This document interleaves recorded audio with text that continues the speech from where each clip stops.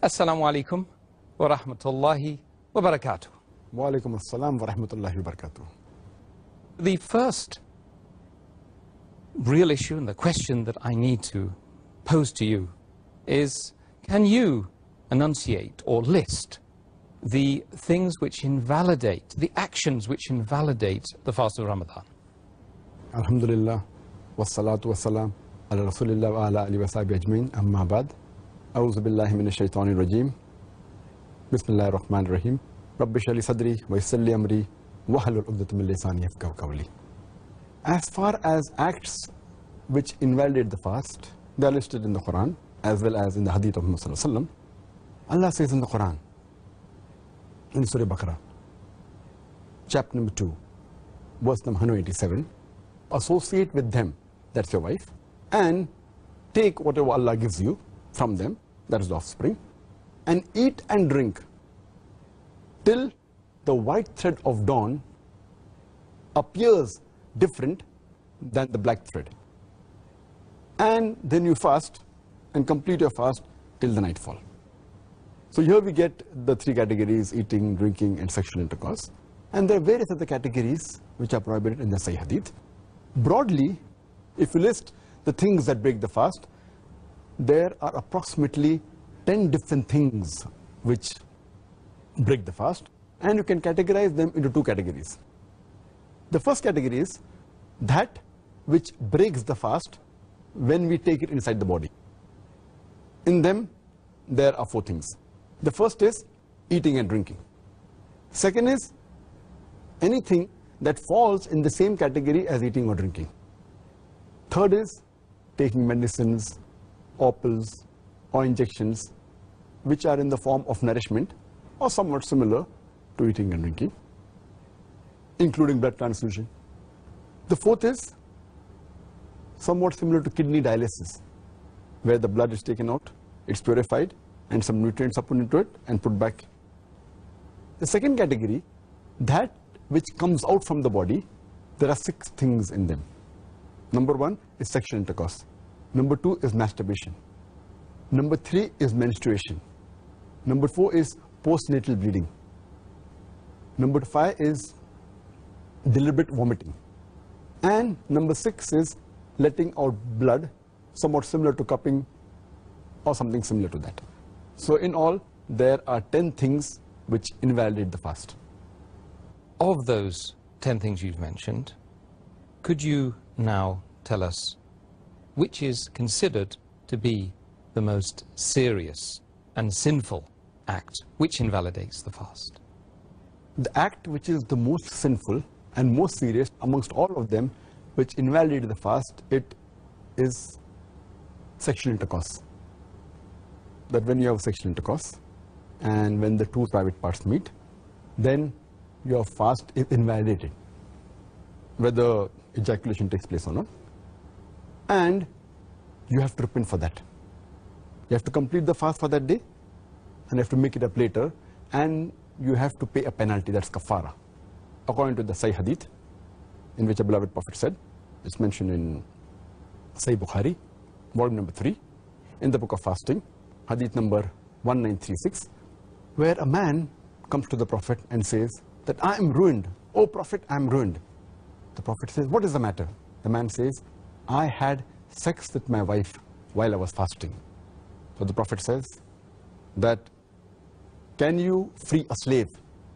So the man says, no, I cannot. Then the Prophet asks, can you fast consecutively for 2 months?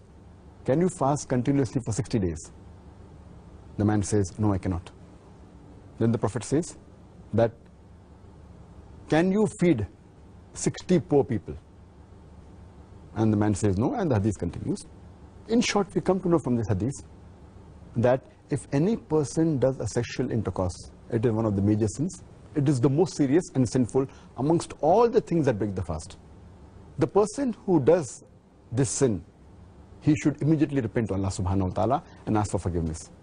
He should complete his fast for that day and make up for that fast later on after Ramadan.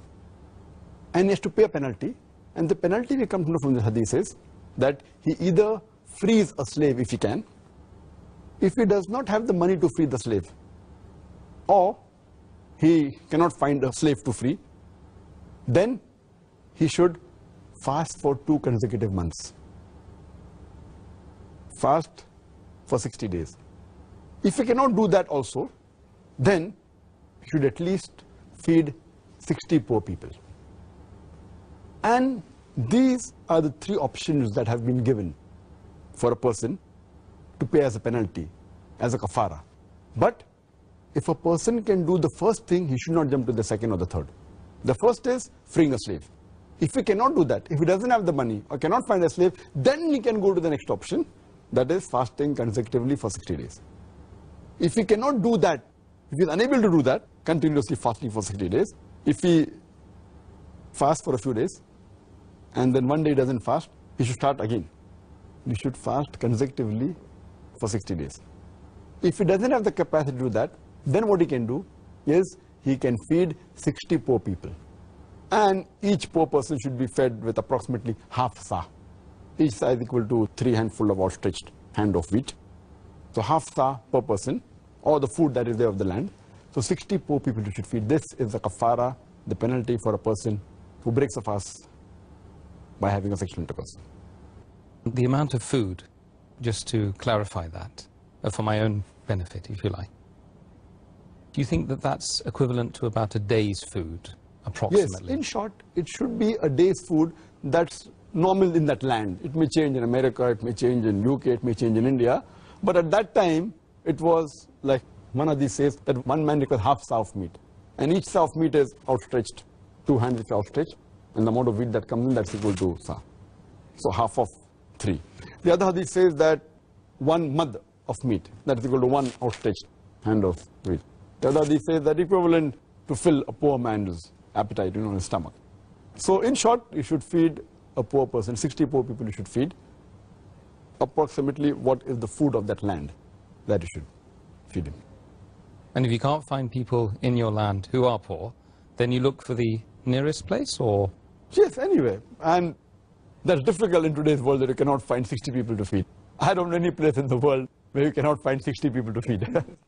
It may not be a locality, but if you just go to the next locality in your city, surely, in your country, surely you can find. I wish to Allah subhanahu wa ta'ala may that time come. Ameen, ameen. Which will come, inshallah. Inshallah, inshallah. Dr. Zakir, which is the second most serious and sinful act which invalidates the fast during Ramadan? The second most serious thing that breaks the fast or invalidates the fast, it is masturbation. And this we get from the hadith of our beloved Prophet Muhammad. It's mentioned in Sahih Bukhari, volume number 3, in the book of fasting, hadith number 1894, where the Prophet said that Allah subhanahu wa ta'ala said that all the deeds of the son of Adam are for himself, except for fasting. It's for me, and I will reward him. And further he says that the person, he leaves, he abstains from eating and drinking and his desires for my sake. Allah says, the person abstains from eating, drinking and his desires for my sake. Now this desire, from here we come to know, it includes even masturbation. So when a person masturbates or ejaculates, whether by touching his wife or looking at his wife, or for other reason, or looking at any other woman, and if ejaculation takes place, then the fast gets invalidated. He has to repent to Allah subhanahu wa ta'ala and complete that day of fasting, and he should compensate for this fast, keep this fast later after the Ramadan gets over. But here, there is no kafara, there is no penalty, because that penalty is only for a sexual intercourse. Here, because the intercourse hasn't taken place, there is no penalty. You should only repent, make up that fast you should complete, and then make up for that fast later on. But if a person does not ejaculate, and if there is madi which comes out, fluid, then the fast does not break. Similarly, this is the prostatic fluid, the madi. And if the madi comes out, that is after urination, a white fluid, then too the fast does not break. Only thing he has to do is istanja. He should wash the private parts and do wudu. The fast does not break. He can complete the fast and continue the fast. I think that will be very useful for a lot of people living in the West, and may Allah protect us from Ameen. following our desires to that level, inshallah. So brothers and sisters, inshallah, join us after the break. It is Ramadan. Dear brothers and sisters in Islam and humanity, Assalamu-alaikum wa rahmatullahi wa barakatuh. Welcome back to the show, Ramadan, a date with Dr. Zakir. I'm your host, Yusuf Chambers, and today we are discussing acts which invalidate the fast. Dr. Zakir, something which seems on the surface of it to be very, very simple, but maybe not. Does eating and drinking, past fasting, is it considered to be a major sin? Eating and drinking while fasting intentionally, deliberately, is a major sin. If anyone eats intentionally while fasting, it is a major sin. And that person has to repent to Allah subhanahu wa ta'ala, and he has to make up for that fast later on after Ramadan. And this food, whether it enters through the mouth, nourishment, it breaks the fast, or if any liquid enters through the nose, that too breaks the fast, according to the hadith of Muhammad sallallahu alaihi wasallam, which is mentioned in Sunan Abu Dawud, volume number 2, in the book of fasting, hadith number 2360, where the Prophet said that when you're doing wudu, you snuff the water in your nose excessively, except while fasting. This gives the indication that the water enters the nose and it enters the throat and goes into the stomach, that breaks the fast. So, but naturally, any drink, any liquid that enters the nose and then goes into the stomach, through the throat, that too invalidates the fast. But if someone eats or drinks unintentionally, out of forgetfulness, then the fast does not break. And this happens many a times the first few days of Ramadan.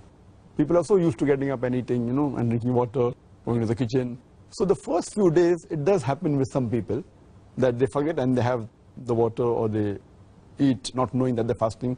So if a person unintentionally or out of forgetfulness drinks or eats, the fast has to be completed, it's not invalidated. This is again according to the hadith of Muhammad sallallahu alaihi wasallam, which is mentioned in Sahih Bukhari, volume number 3, in the book of fasting, hadith number 1933, where the beloved Prophet said that if a person eats or drinks unintentionally, he should complete his fast. And what he has eaten and drunk, it is from Allah subhanahu wa ta'ala. And our beloved Prophet sallallahu alaihi wasallam also said, it's mentioned in Ibn Majah, volume number 3, hadith number 2043, as well as 2045. Our beloved Prophet said that Allah subhanahu wa ta'ala has excused my ummah from forgetfulness, from mistakes, and if something is forced on them. If something is done out of mistake, out of forgetfulness, out of compulsion, Allah excuses you. So only intentionally eating and drinking breaks the fast, and it's a major sin. Thank goodness for the mercy of Allah. Alhamdulillah. Alhamdulillah. Dr. Zakir, can a person undergo blood transfusion and or accept an injection which nourishes his or her body during the fast? As far as blood transfusion is concerned, it comes in the same category as getting some nourishment.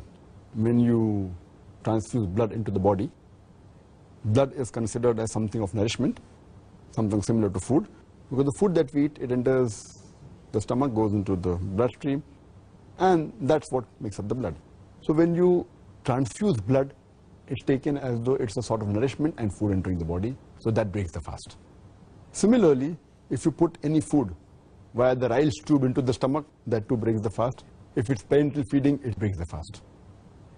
Or if you inject anything which is in a form of nourishment, then that breaks the fast.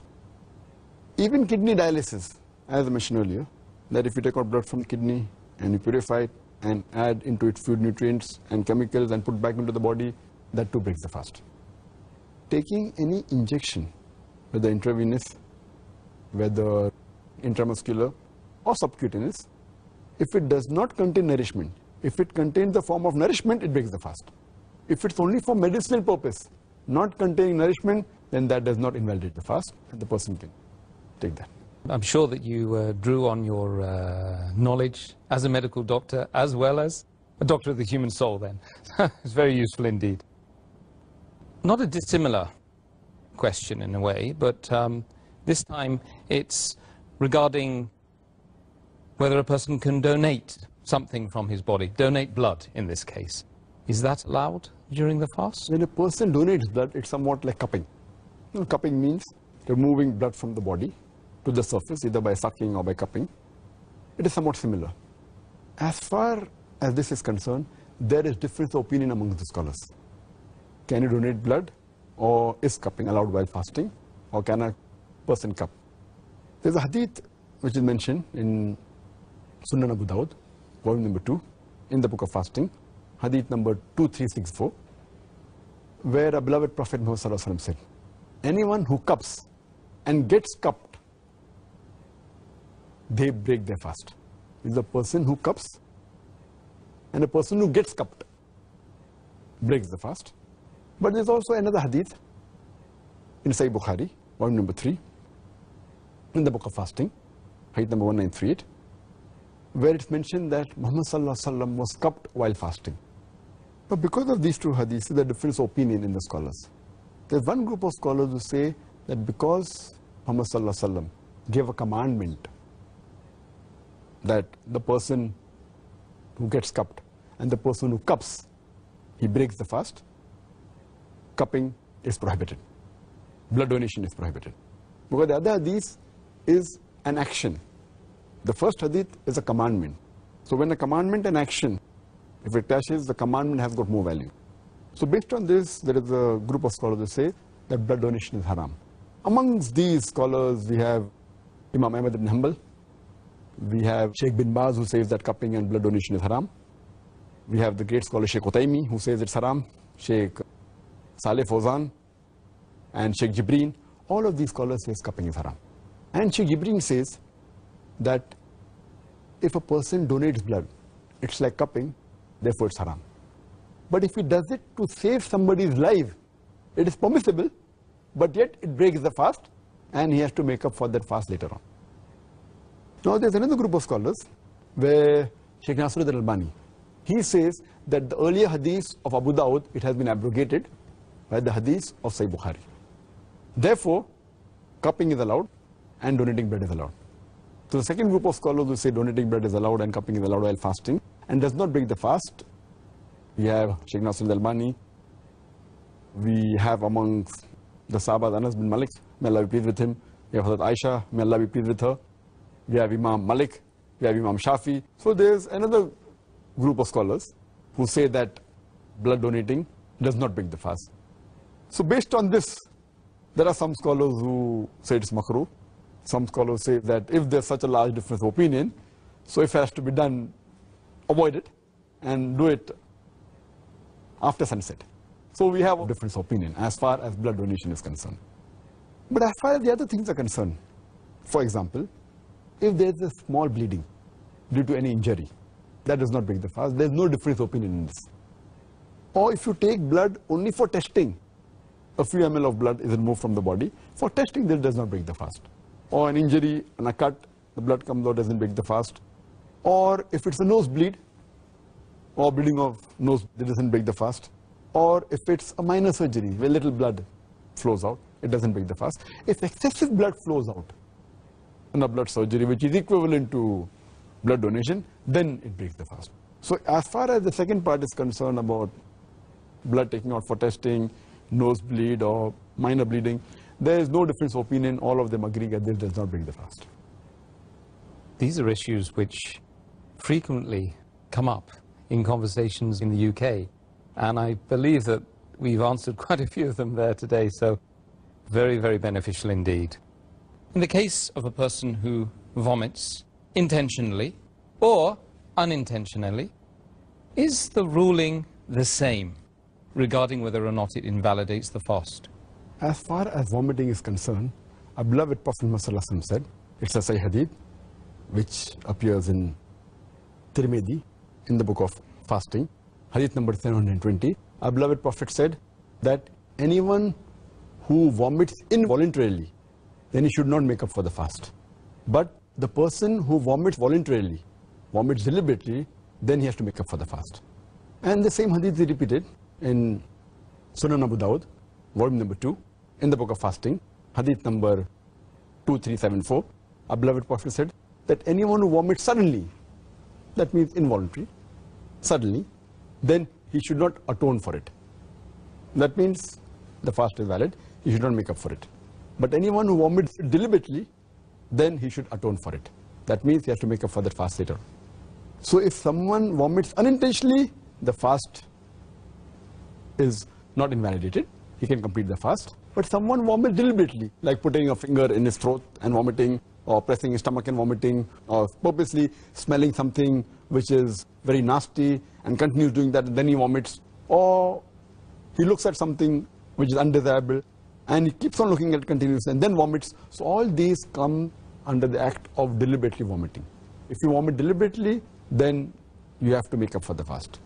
If it's unintentionally, but if the vomit comes to your mouth and then you again swallow it, that will break the fast.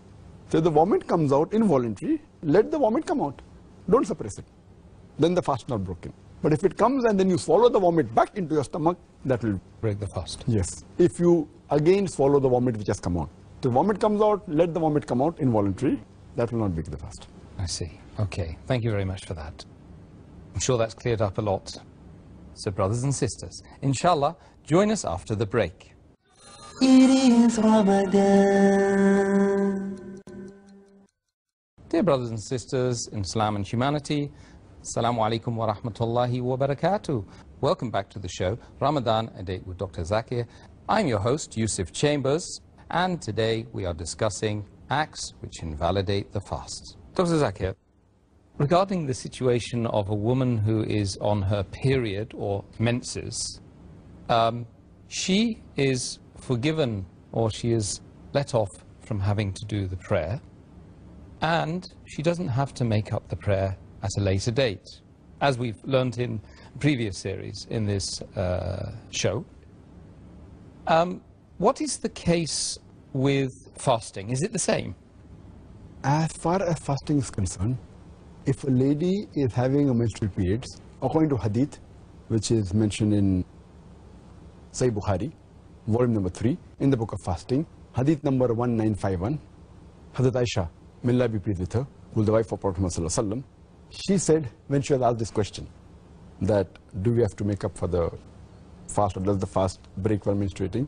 So she said that when we used to fast and when we used to have our menstruations during the month of Ramadan, she used to say that during the month of Ramadan, when we had a menstruation, the Prophet asked us to make up for the fast, but did not ask us to make up for the salah. So based on the ruling of Muhammad Sallallahu Alaihi Wasallam, which was narrated to us by his wife Aisha, may Allah be pleased with her, so making up for the prayer is not a requirement, but making up for the fast is a requirement. So if a woman has a menstrual cycle or postnatal bleeding, she cannot continue with the fast. The fast breaks.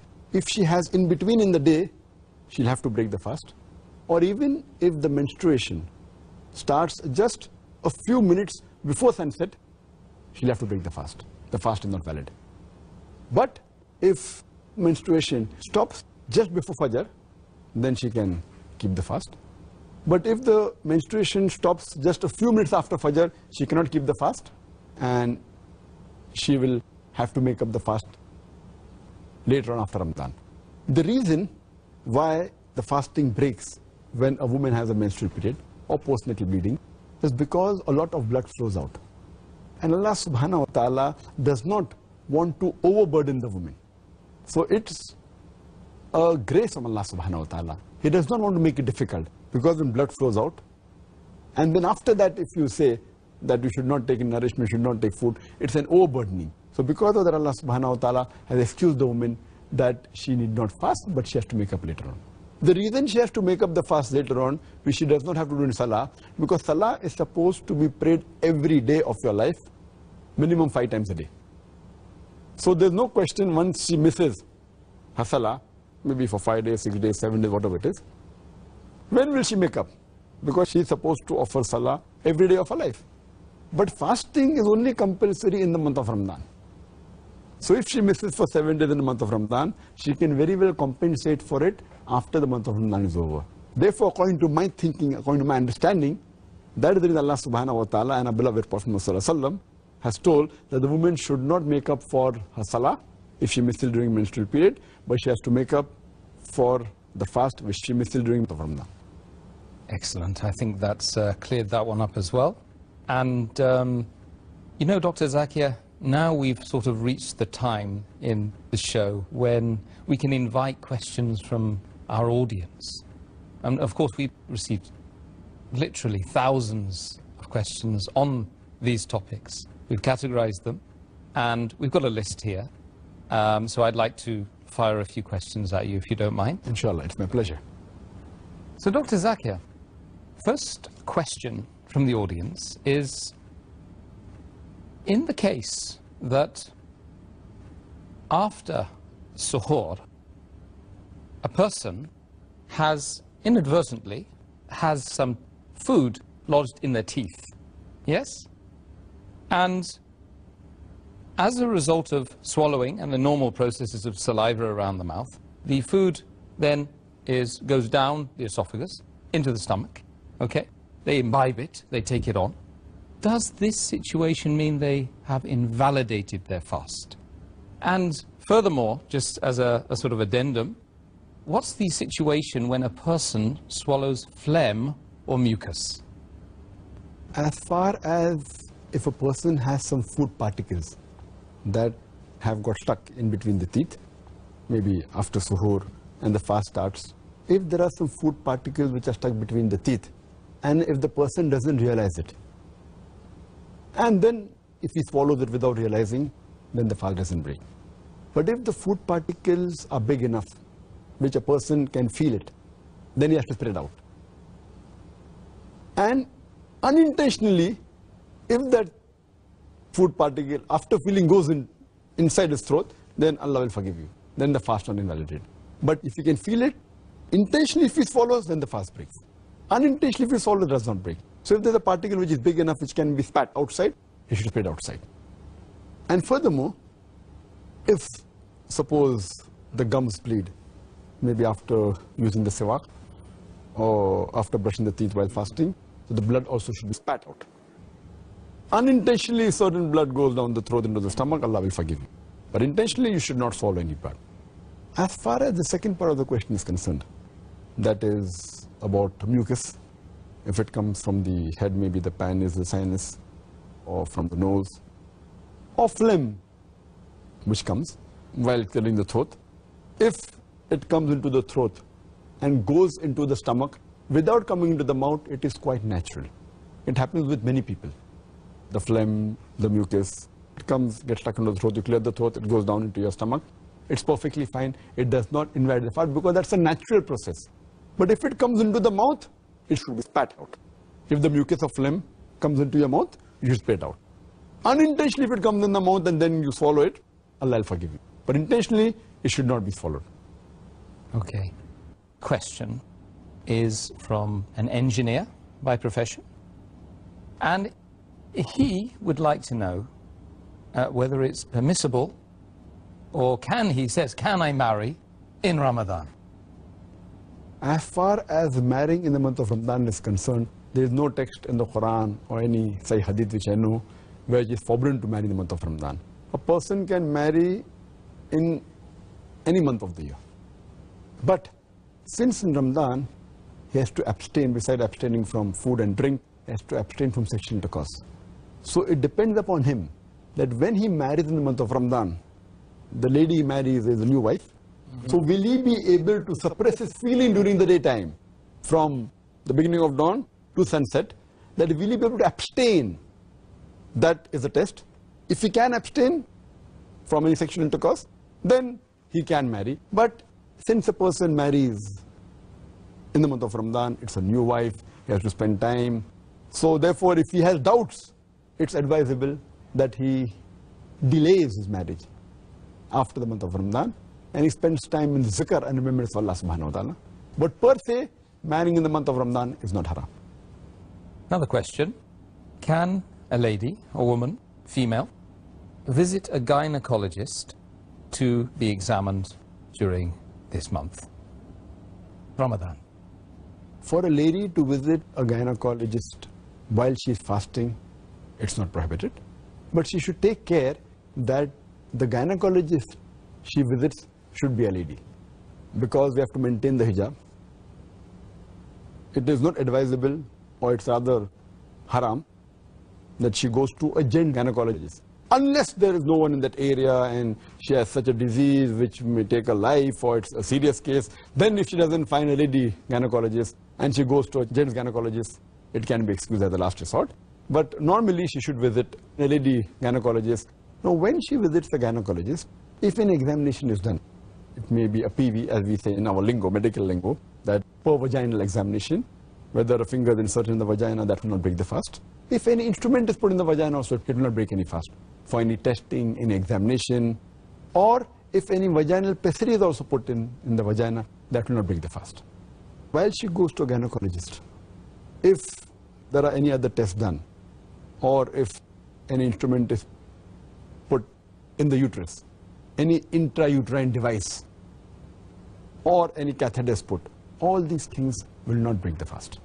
Furthermore, if while the gynecologist examines her, and if any testing has to be done, any tube or catheter has to be put in the urethra, that is the urinary passage, all these things will not break the fast, because it does not constitute that food or nourishment is being reached.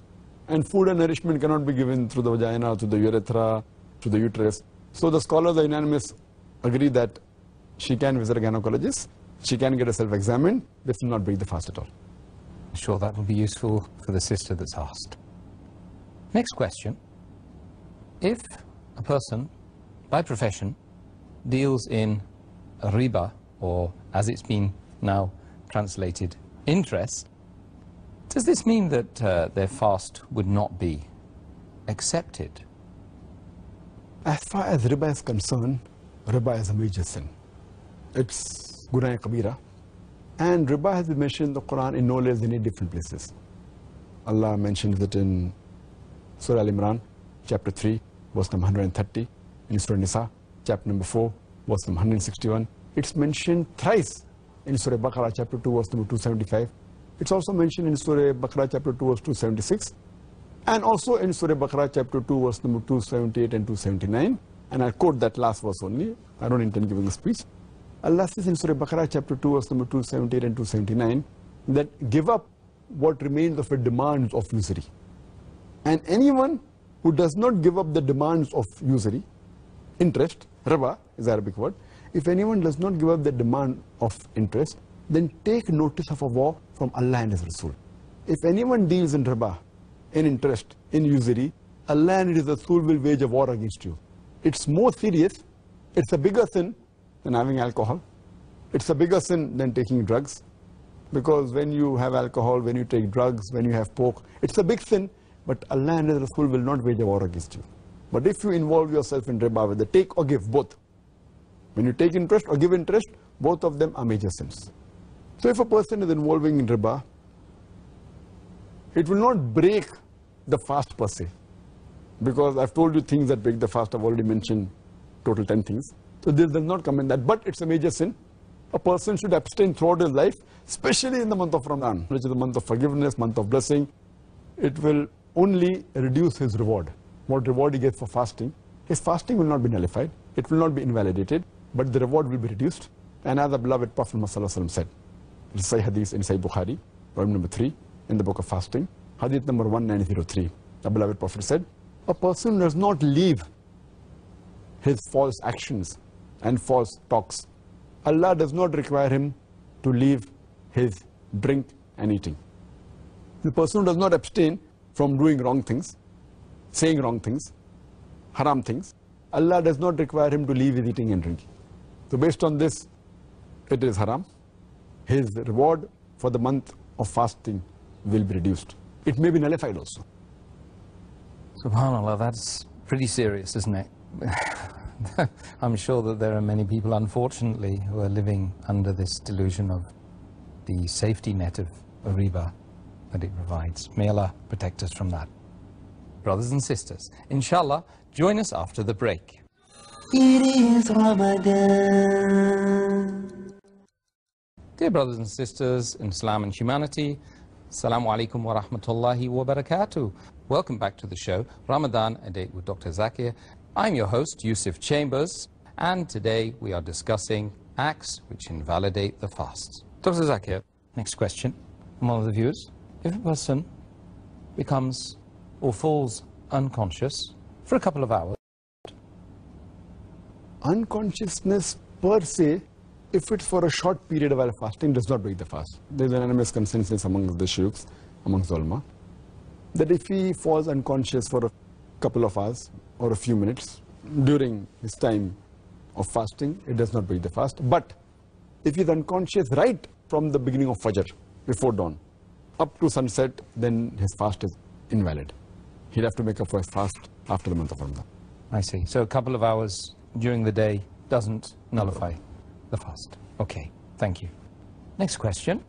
If a person has to eat or drink in order to save his or her life, does that mean that they have to make up that fast later on, or is it accepted, that fast? If a person is dying, as you say, dying of hunger, or dying of thirst, yes, while fasting, if he feels hungry and thirsty, and if he feels that if he does not take something, does not take some food, or does not take some water, it will damage some of his organs of the body. If he feels his life is threatened, or may cause a major damage to some of his organs, then if he breaks the fast to save his life, it is accepted. Allah will forgive him, but he will have to make up for his fast after the month of Ramadan is over. But if someone finds it hard, difficult to fast, because if you're doing a laborious work, or he's finding difficulties, he's feeling thirsty, in this case, breaking the fast is a sin. But if he's really dying of hunger, and then if he breaks, Allah will forgive him, but he'll have to make up for the fast later on. Dr. Zakir, some scholars say that smoking is haram. I'd like to know what's your opinion, and does smoking invalidate the fast? As far as smoking is concerned, several years before, when science hadn't advanced that far, most of the scholars used to say that smoking is makruh. Based on the hadith of Muhammad sallallahu alaihi wasallam, which is mentioned in Sahih Bukhari, volume number 1, in the book of Adhan, hadith number 855, that the Prophet said that anyone who eats garlic or onion, they should stay away from us and stay away from the mosque. Prophet said that, don't come to the mosque after having garlic or onion, because there's bad breath. When you are smoking, the breath is worse than onion or garlic.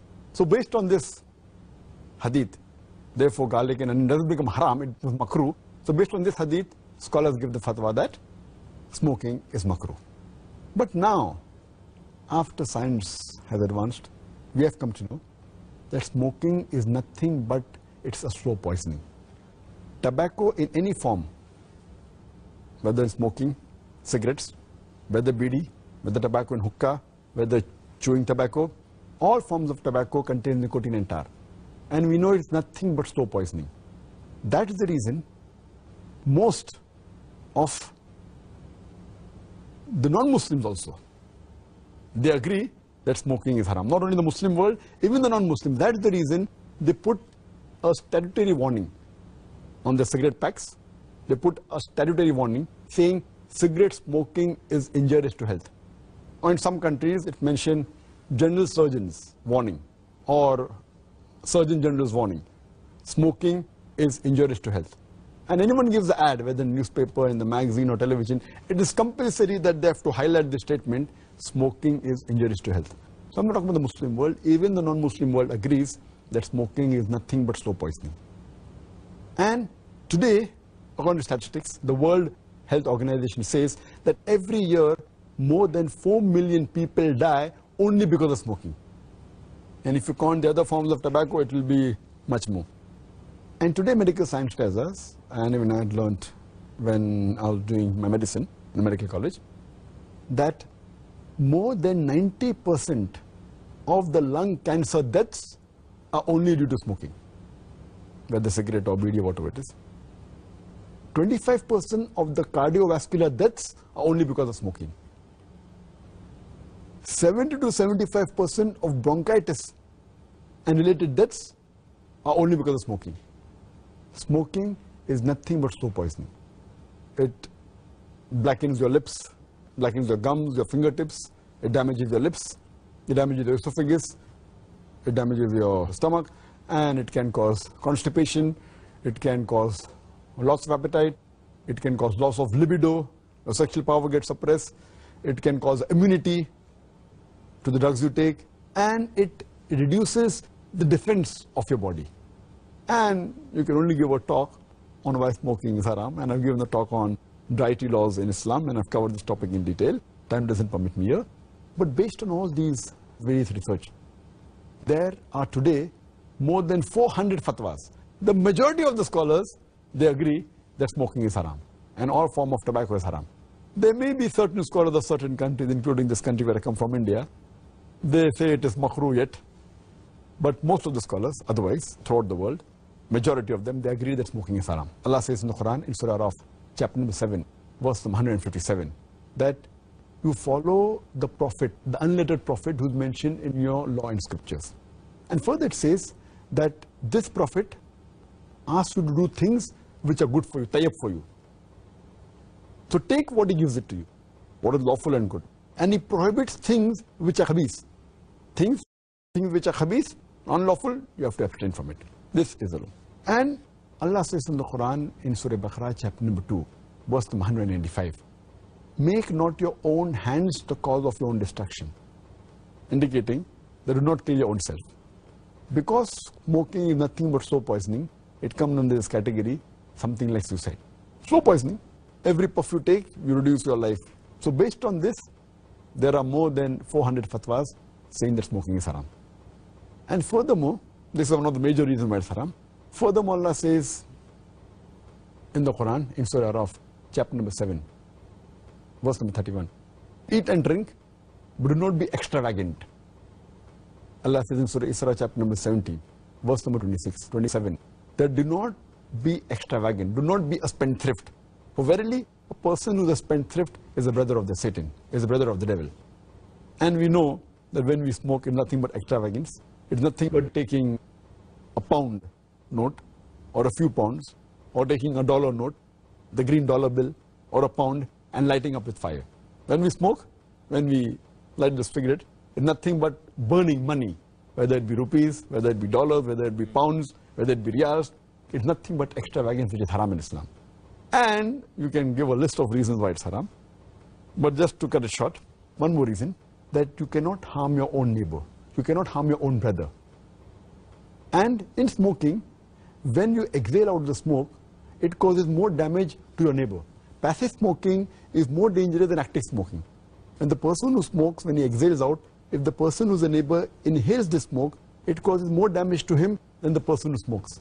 That's the reason many countries like Singapore, etc., they've banned smoking in public places. In your personal house, you can do it. In public places, in government places, smoking has been banned. So based on this, it's haram. So smoking is haram. As far as the second part of the question is concerned, that does smoking invalidate the fast? Normally when a person smokes, the smoke goes into the lung, but there are some other particles also that go into the stomach. So when you smoke, besides the smoke going into the lungs, it also goes into the stomach, and there are some particles, there are some residual things. So all the scholars unanimously agree that smoking does break the fast. It invalidates the fast. So when you're smoking, besides a person breaking the fast, he's even doing a sin, and that reduces the reward. And many people who are chain smokers, they don't smoke during fasting, but the moment the fast ends, after iftar, they take puffs and they keep on smoking the full night. And astaghfirullah, this again defeats the purpose of fasting, increasing the taqwa. And if a person can abstain from dawn to dusk, from the beginning of dawn to sunset, very well he can abstain from smoking from the cradle to the grave. So it's my advice, the chain smoker from Ramadan is a very good time where they can really stop smoking, and that will be a permanent part in their life, inshallah, for the future. Inshallah. Dr. Zakir, you just used the term makruh. Could you just explain that term for our viewers? I'm sorry. Makruh is an Arabic word which means discouraged, detestable, discouraged. Discourage means the scholar says it discourage because, you know, onion, garlic, it smells. Smoking also smells. That is the reason they say it is discouraged. Makruh is discouraged. Okay, that's interesting because often it is portrayed as being a term which has positive connotations and not negative connotations. I'm sure that that answer, or the answers you've given regarding smoking, and the evidence that you've given, and I know that you've got a lot more up your sleeve to give at a later date, and hopefully we can have a whole program about dealing just with smoking. Subhanallah. I will thank you very much, Dr. Zakir Naik, for those answers, and all the answers, alhamdulillah, indeed, that you've given regarding acts that invalidate the fast, and acts which are prohibited during the fast. And I've certainly learnt a lot, and I know the viewers have as well. Brothers and sisters, very interesting program, very interesting series.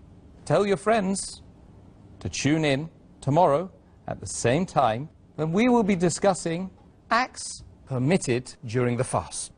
So, same time, tomorrow. Assalamu-alaikum wa rahmatullahi wa barakatuh.